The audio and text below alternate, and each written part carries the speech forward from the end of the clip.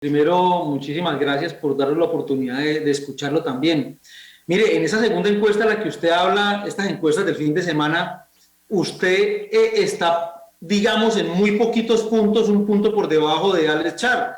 Pero lo que sucedió el fin de semana con Alex Char, pues digamos que lo deja usted en punta. De toda esa coalición, si usted estuviera ahí, digamos que esa declaración de Aida va a afectar de alguna manera el ejercicio electoral y la imagen, con toda seguridad, del candidato de la costa. En ese caso, ¿usted considera que no haber entrado a la coalición hoy en día lo favorece para sus intenciones electorales? Sí, yo creo que las circunstancias no se dieron más que cualquier otra decisión u otra razón. Y me parece que estamos haciendo lo correcto, que es concentrarnos en la elección de Senado y Cámara. Es que hoy el Centro Democrático es la primera fuerza política del país. Recordará que en las elecciones del 2018 las ganamos. Logramos una bancada de 51 congresistas, un poco más de 2,5 millones de votos. Y me parece que ese sigue siendo nuestro propósito fundamental. Elegir un buen Senado, una buena Cámara, tenemos muy buenos candidatos y con los resultados del 13 de marzo, esperando también los resultados de las consultas, eso va a permitir tener claridad en el mapa político. Hacer una encuesta donde hay más de 15 candidatos no da todavía unos elementos muy precisos. Señala tendencias, es correcto, pero yo creo que la verdadera encuesta empieza a partir de los resultados del 13 de marzo. Y creo que ese es el sentido de lo que nosotros estamos haciendo, no participar en ninguna discusión ahora de consultas y concentrar toda nuestra energía, nuestros esfuerzos en la elección del Congreso, y yo sigo en esa labor de escuchar a los colombianos. Mire estos problemas de seguridad y de orden público que han ocurrido ayer y hoy, lo de Dagua, lo de Buga, este problema de la carestía de alimentos. Por lo tanto, yo quiero emplear todos mis esfuerzos en buscar soluciones a los problemas de los colombianos, porque tengo la absoluta certeza que esta presidencia la gana el que realmente le dé a los ciudadanos soluciones y propuestas que permitan mejorar sus condiciones de vida y avanzar solucionando y superando problemas tan delicados como el de seguridad y esta carestía que hoy ha devorado el aumento del salario mínimo. El 22 de noviembre del año pasado siempre fui un gran promotor de poder construir una gran coalición pensando en los intereses del país. Yo tuve paciencia durante 55 días, pero las circunstancias no lo permitieron y el partido tomó la decisión. Yo tenía la facultad también por parte de la convención en el momento de mi nominación ya como candidato para asumir esa responsabilidad y hoy consideramos que lo más importante es concentrarnos en la elección de Senado y Cámara. Para nosotros es definitivo mantenernos como la principal fuerza política.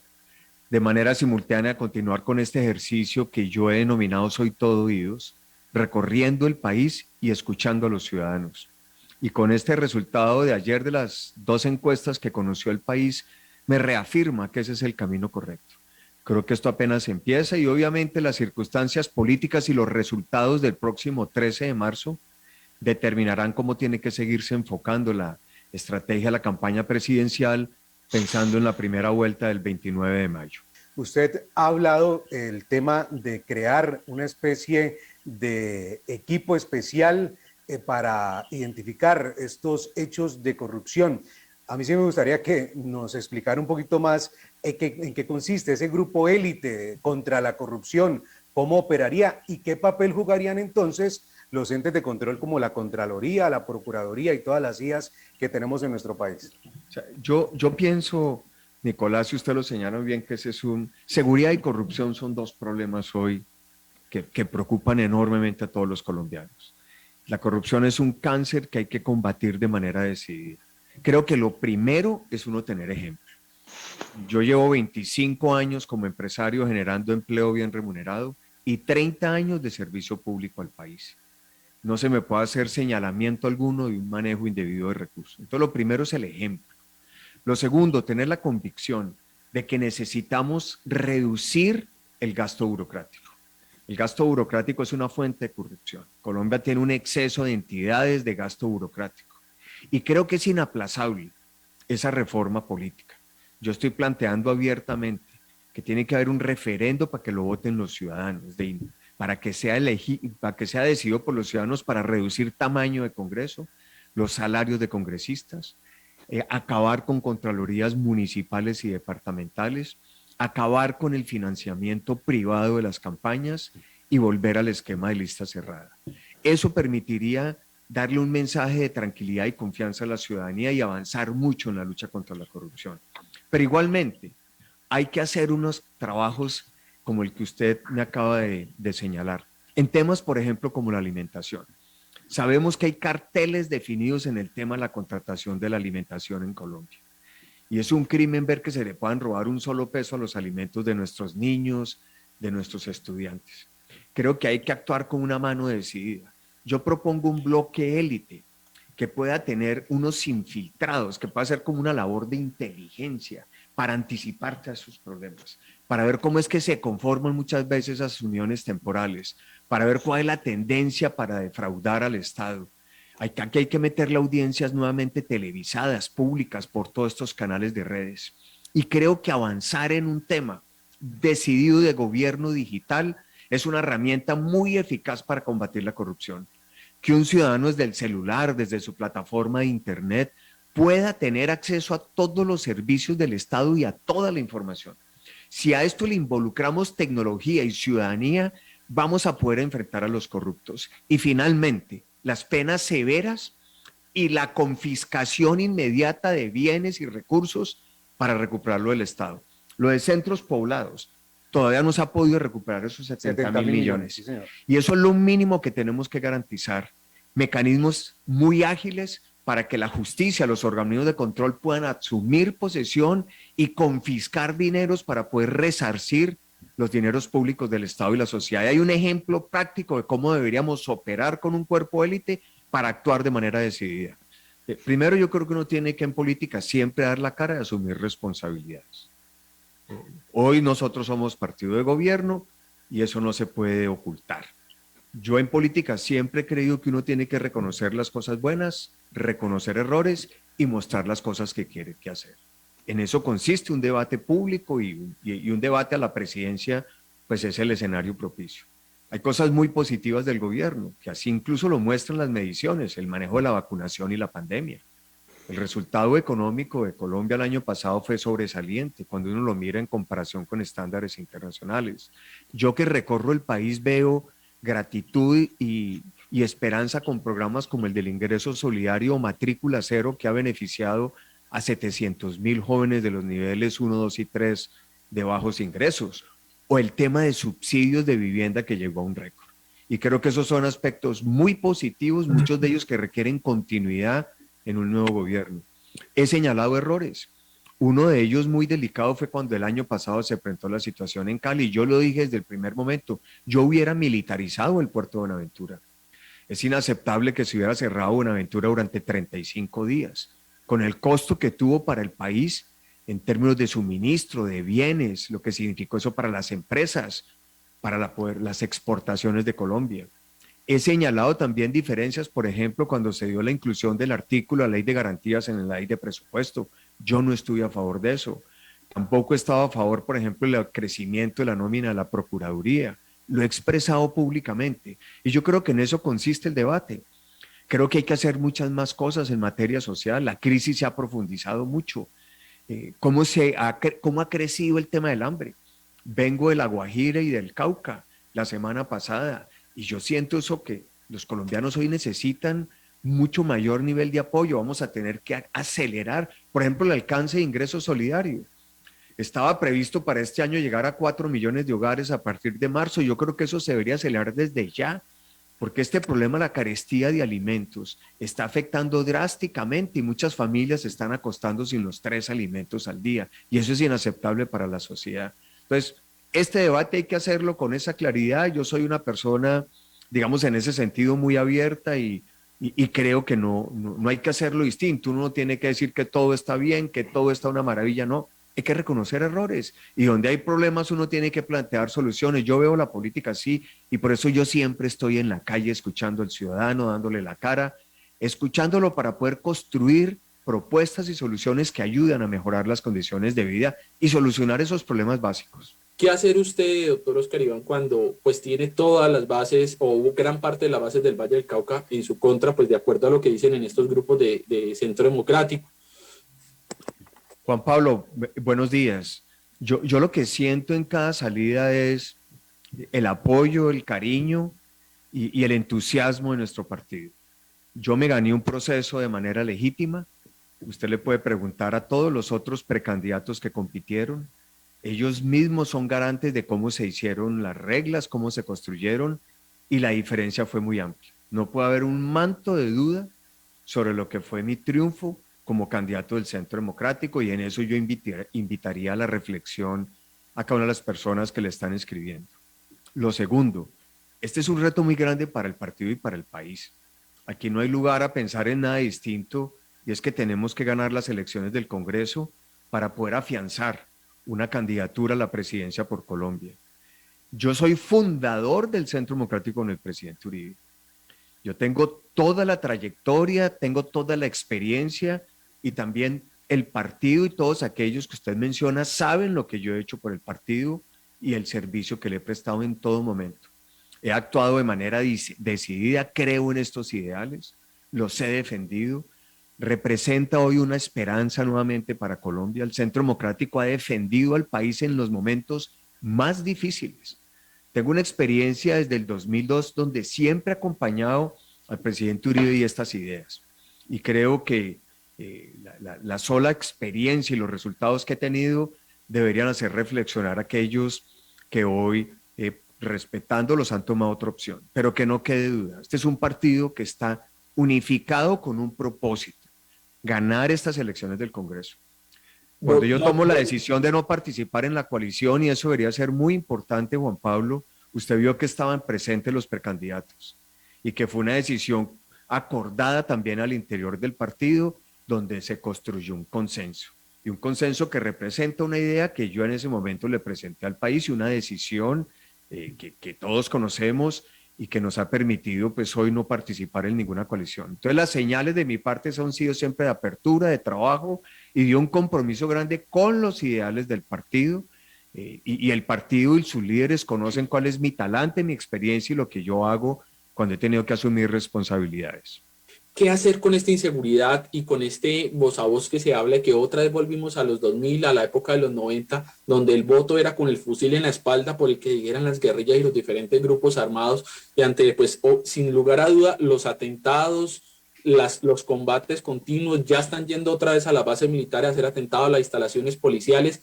¿Qué hacer con esta locura de seguridad que se convirtió Colombia hoy por hoy ante esta polarización y ante este desgobierno de seguridad democrática que no nos cumplieron? Mire, Juan Pablo, yo presenté desde que estaba en la época de la precandidatura una política que denominé Seguridad Democrática 2.0, que busca capitalizar las buenas experiencias que tuvo el país con los 8 años del presidente Uribe. Algunas de las acciones que se están adelantando actualmente en el gobierno del presidente Duque, que también han mostrado resultados, y los nuevos desafíos que tenemos que enfrentar y que no teníamos en el pasado. Esa política recupera 3 elementos fundamentales. Lo primero, el papel del comandante en jefe de las fuerzas militares, para poder empoderar y darle la moral a nuestros soldados y policías que necesitan. Que nuevamente se sienta ese liderazgo, esa presencia, para que los ciudadanos sientan que hay un gobierno preocupados por cada uno de ellos, como ocurrió en los 8 años de Álvaro Uribe. En los 8 años del gobierno Uribe, todos los ciudadanos salían a la calle tranquilos, salían por las carreteras y sabían que había un Estado que los protegía con unas fuerzas militares suficientemente empoderadas, motivadas. Ese es el primer factor. El segundo, tenemos que trabajar muy fuerte en que no pueda haber impunidad.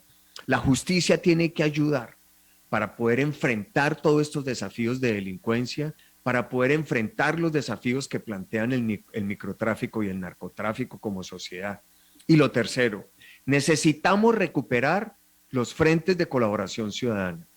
El éxito en los 8 años de Uribe, la política de seguridad democrática, fue tener una ciudadanía empoderada, que colaboraba, motivaba, que daba información, que sentía cerca a toda la autoridad y a las instituciones. Esos 3 pilares los tenemos que volver a recuperar y a fortalecer. Y hay que hacer algo adicional. Yo creo que este gobierno ha enfrentado un problema muy serio con las autoridades locales, en ciudades como Cali, Bogotá, particularmente el mismo Medellín. Ahí tiene que haber un principio de autoridad claro. El responsable es el presidente de la República y tiene que actuar. Y la obligación de los alcaldes es someterse a esas decisiones del gobierno nacional para poderle garantizar a la ciudadanía su integridad. Y yo creo que en eso tiene que haber una acción totalmente decidida, donde nuevamente se ejerza ese liderazgo que le da tranquilidad a los ciudadanos. Y un enemigo mortal, que es el narcotráfico. No hemos podido avanzar en la fumigación aérea por las sentencias de la Corte.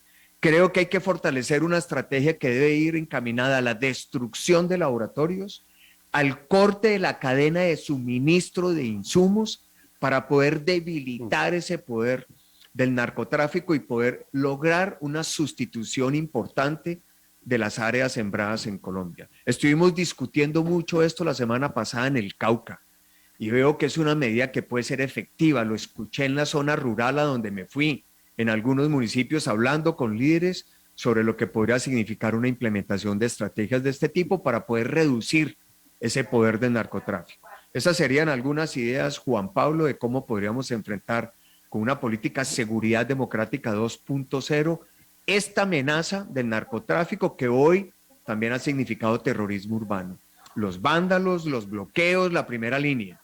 Es la nueva versión de la Alianza del Narcotráfico, disidencias de las FARC y el ELN, que en su momento ha querido generar el caos y la anarquía. Y a eso hay que enfrentarlo de manera decidida. En Buga, esas son las calles de Cali. Eso es inaceptable. Y hoy tenemos un reto que es muy complejo, y es el tema de Venezuela.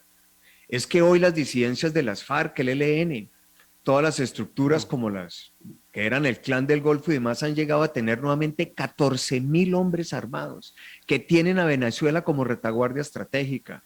Colombia sigue produciendo más de 1.000 toneladas al año de cocaína. El 50% salen por Venezuela, 150.000 hectáreas. Yo creo que hay que tener un cambio total en la concepción para enfrentar el narcotráfico. Yo no estoy de acuerdo en que soldados y policías con un machete tengan que ir a erradicar matas de coca. Ese no es el papel de los soldados y de los policías. Y por eso creo que hay que tener un cambio de estrategia, que es destruir laboratorios. Hay 5.000 en Colombia. Destruirlos y cortar la cadena de suministro. Váyase a Tumaco a ver los consumos de gasolina.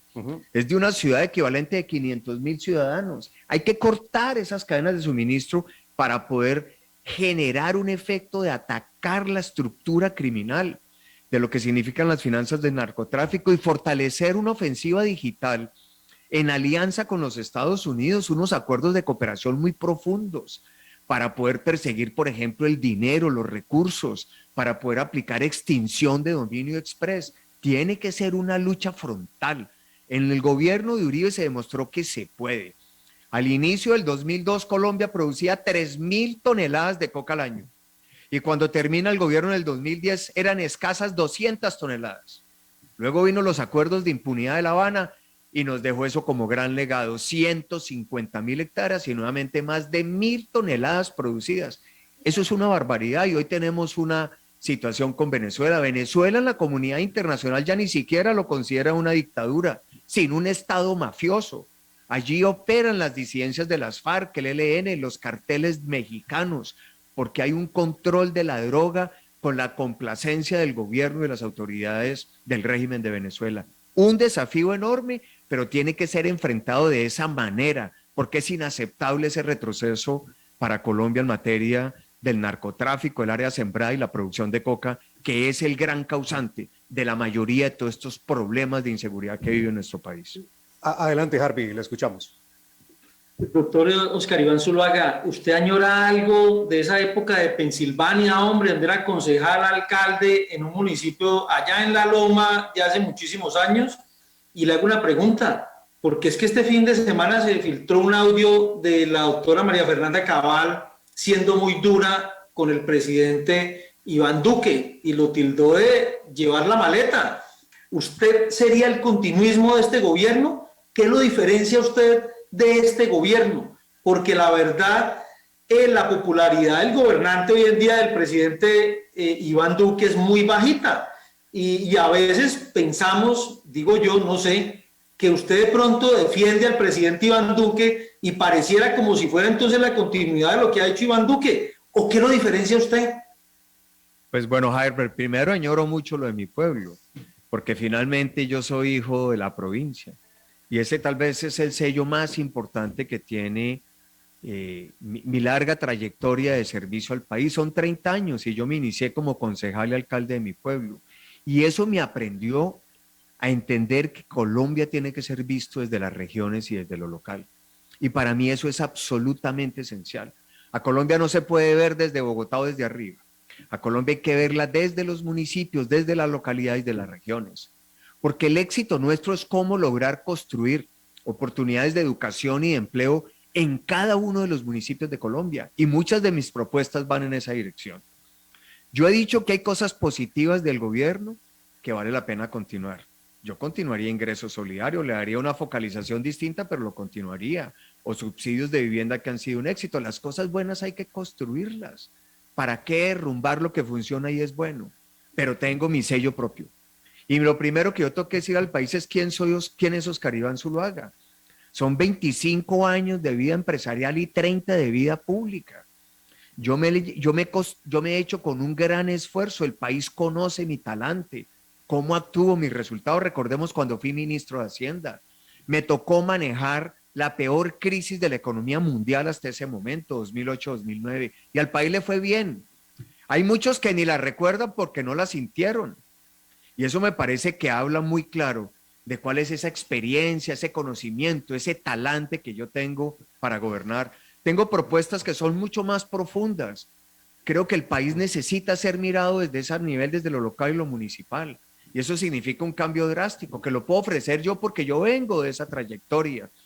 Y el país tiene una gran necesidad hoy, cómo enfrentar la creación de empleo y oportunidades. Yo tengo la experiencia, el conocimiento, cómo se crea empleo, cómo se puede generar emprendimiento, cómo se le puede llevar a los jóvenes, por ejemplo, mi propuesta de llevar el SENA y las universidades a todos los municipios de Colombia sin excepción, para que el grado 10 y 11 se transforme y sea una orientación hacia el trabajo y el emprendimiento, logrando que todo bachiller en Colombia salga con el título de bachiller académico y técnico profesional.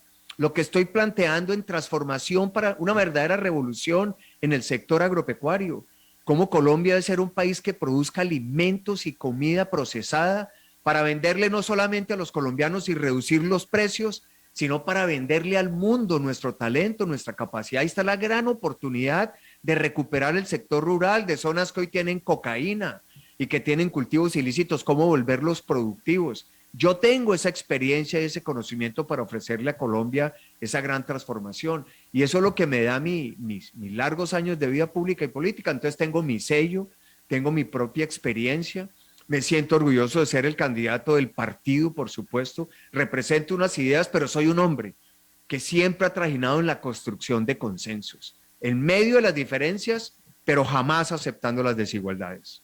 Sus antiguos socios, por decir amigos políticos, y llamémoslos de cualquier manera, así sea peyorativamente, Dilian Francisca Toro, Fico Gutiérrez y el mismo Char, dijeron no, no sé si pensaron que era pegarse un disparo en el dedo gordo del pie o que aceptarlo usted, porque en este medio de comunicación decíamos, si aceptan a Oscar Iván Zuluaga en esa coalición, les gana, por la condición misma de lo que ha sido el Centro Democrático como partido político y los antecedentes que usted referenció en materia electoral. ¿Qué sintió usted cuando estos amigos suyos que estuvieron departiendo en su gobierno, que estuvieron departiendo en su partido político antiguamente con la U, le cerraron la puerta en la cara? Sí, nunca entendí esa postura y esa indefinición, porque al final pues ellos, y cada quien es libre de tomar las decisiones de acuerdo a su interés o su conveniencia. Lo que nunca acepté fue y entendí esa indefinición. Norberto, 55 días al partido mayoritario. Ellos saben quién soy yo porque hemos tenido una relación en el pasado. Char, le consta lo que le ayudamos cuando yo fui ministro de Hacienda y en el gobierno del presidente Uribe. Fuimos determinantes para su éxito como alcalde de Barranquilla. Pero por eso nuestra mirada hoy está concentrada y entendimos es en las elecciones al Congreso. gran desafío y apuesta es esa. Además, porque por primera vez no está en el tarjetón Álvaro Uribe. Entonces tenemos unas listas donde tenemos muy buenos candidatos a Senado y Cámara en el Valle del Cauca, en todos los departamentos del país, y nuestro propósito es fortalecer nuestro partido. Creemos en los partidos. Creemos que el Centro Democrático le ha servido mucho a Colombia, ha hecho cosas muy importantes y tiene que ser un partido que le siga trazando un camino al país, a la sociedad y defender unas ideas en las que creemos. Y por eso toda nuestra apuesta está concentrada y bueno, no estamos ni preocupados ni es nuestro tema el tema de las coaliciones. Nosotros solo ahora estamos preocupados del Congreso y nuestra única coalición es escuchar al ciudadano. Y he venido hoy y mañana a escuchar a los vallecaucanos. Sí podríamos hablar de que los integrantes, militantes o seguidores del Centro Democrático pudieran participar de la consulta de equipo por Colombia. Eso lo dice Óscar Iván Zuluaga en redes sociales. Eso lo dijo antes de este comunicado. ¿Usted qué piensa? ¿Qué cree, por ejemplo, de algunos de esos senadores del partido que están soltando este tipo de ideas? Nicolás, es claro que la línea del partido es que nosotros no participamos en las consultas, por lo tanto, quienes son del Centro Democrático no tenemos nada que ir a hacer a las consultas, ni nada que votar. Nuestro partido tiene candidatos, soy yo. Nuestro partido tiene unas directrices claras y lo único que le estamos pidiendo a nuestra militancia es que nos concentremos para elegir nuestros senadores y nuestros representantes y tengamos una votación muy alta, que sigamos siendo el partido mayoritario en el Congreso y recuperar ese fervor uribista. Es que el presidente Uribe está dando un gran ejemplo, recorriendo el país con mucha humildad, hablando con los ciudadanos, en las calles nuevamente, que es la esencia del partido. Este es un partido que siempre ha estado en la calle, escuchando a la ciudadanía, escuchando a las comunidades. Y eso es lo que nuevamente hemos recuperado y por eso yo admiro ese gesto del presidente Uribe. El presidente Uribe lo que está es invitando que aquí hay un candidato que es Óscar Iván Zuluaga a la presidencia y que hay unos candidatos a Senado y Cámara. Esa tiene que ser la única preocupación de la militancia, de los líderes y de nuestro partido. Dado el caso que Óscar Iván sea presidente de Colombia, ¿con quién gobernaría Óscar Iván? Es decir, ¿quién se acompañaría? ¿Haría lo mismo que hizo Duque, que le dio participación a aquellos que venían del gobierno Santos y le dio participación a otros partidos en vez de darle participación a los partidos que lo ayudaron a elegirse y más principalmente al Centro Democrático? ¿Usted con quién gobernaría? Juan Pablo, muy buena la pregunta. Mire, yo en la vida siempre he tenido esa convicción y lo he hecho, de que uno tiene que gobernar con quienes lo ayudan a elegir. Uno no puede tener la premisa de que hay personas o grupos que le ayudan para que uno lo elijan, pero que después no lo ayudan, no le sirven para gobernar. Yo creo que uno en política no puede actuar así. Yo tengo claro que hay que trabajar con los mejores, que hay que trabajar con personas muy comprometidas, pero personas que tengan afinidad y estén comprometidas con las ideas que uno quiere sacar adelante. Porque es que así es como funciona una democracia. Si yo gano la presidencia es para cumplir unas ideas y unas propuestas. Y hay que lograr sacarlas adelante con quienes se sienten identificados con esas propuestas. Ya veremos después del 13 de marzo qué otros sectores políticos estarán dispuestos a acompañar mi candidatura presidencial y seguramente, dependiendo de qué ocurra, pues podrán establecerse otros sectores sociales y políticos que seguramente podrán estar comprometidos en un gobierno. Pero no hay duda que la base tiene que ser el liderazgo, las personas que desde el partido nos ayudan a construir un proyecto de estos y que esperan, una vez se gana, poder tener la oportunidad de aportar también su conocimiento y todo su entusiasmo para servir sobre todo en las regiones, que es donde está la base de un gobierno. Cómo se hace fuerte y sólido en las regiones, que es donde está el éxito de la implementación de cualquier política. Doctor Óscar Iván, mire, hay una pregunta que se hace todos los militantes del Centro Democrático, producto de mucha especulación también, y voy a ser directo. Mire, usted va a campaña presidencial hasta el final y estamos hablando de primera vuelta porque no sabemos qué va a suceder.